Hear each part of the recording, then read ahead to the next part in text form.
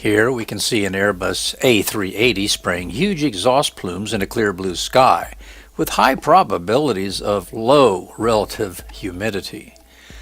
We can use 3 observations to rule out textbook science that says contrails are a result of water vapor as a byproduct of engine combustion. First, the beginning of the visible trail is too close to the hot engine exhaust.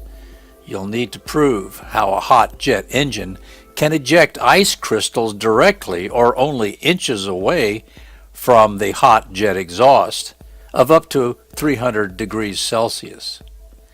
Water vapor typically remains in the vapor stage above freezing for at least 20 to 35 feet from the jet exhaust at cruise altitude before it mixes with ambient air temperatures of minus 50 degrees Celsius to condense into visible ice crystals that NASA calls contrails.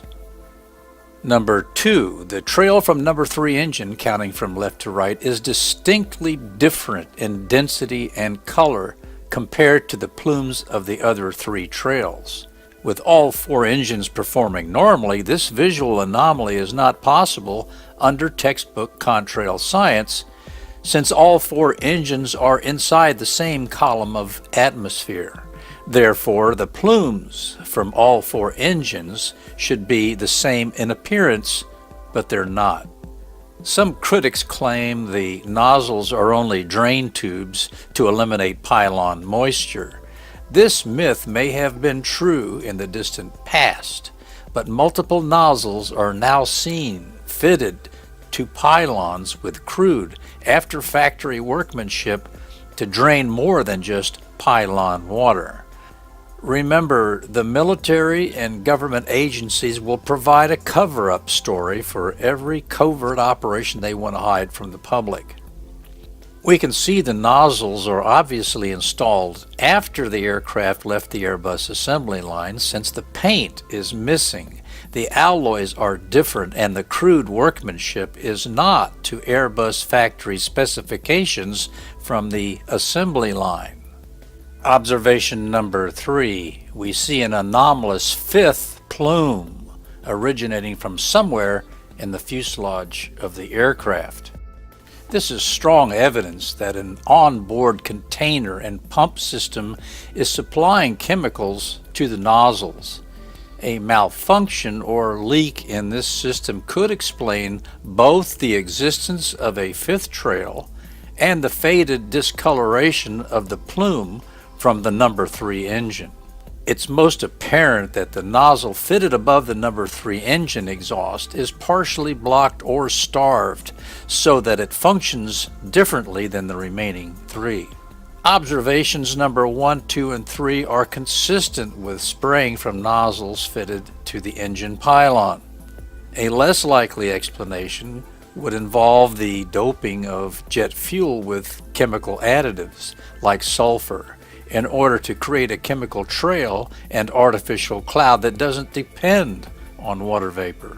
But fuel doping doesn't easily explain how only 1 engine plume is different than the remaining 3, nor does it explain the existence of a 5th mysterious plume exiting the tail of the aircraft.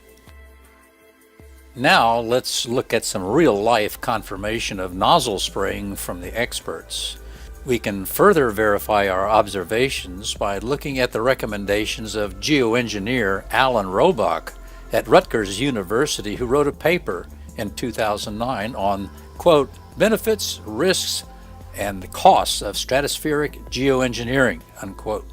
Dr. Robach favored using aircraft nozzles to spray sulfuric acid into the stratosphere to cool the planet as a hedge against global warming. Here's an excerpt. Quote, options for dispersing gases from planes include the addition of sulfur to the fuel, which would release the aerosol through the exhaust system of the plane, or the attachment of a nozzle to release the sulfur from its own tank within the plane, which would be a better option. Putting sulfur in the fuel would have the problem that if the sulfur concentration were too high in the fuel, it would be corrosive and affect combustion. Also, it would be necessary to have separate fuel tanks for use in the stratosphere and in the troposphere to avoid sulfate aerosol pollution in the troposphere, unquote. So what Roebuck is planning for the future is what we have been seeing in the skies for 2 decades or more. Geoengineers like David Keith and Alan Roebuck pretend that they don't know the military and civilian airline contractors are already spraying the troposphere with chemicals, but they boldly adopt current methods for spraying sulfuric acid into the stratosphere because it's safer, causes less wear on the fuel system and engines, and allegedly doesn't pollute the breathable air when the planes fly into the troposphere. But we all know that what goes up must eventually come down as pollution, and we will all need to find ways to avoid it. Keep looking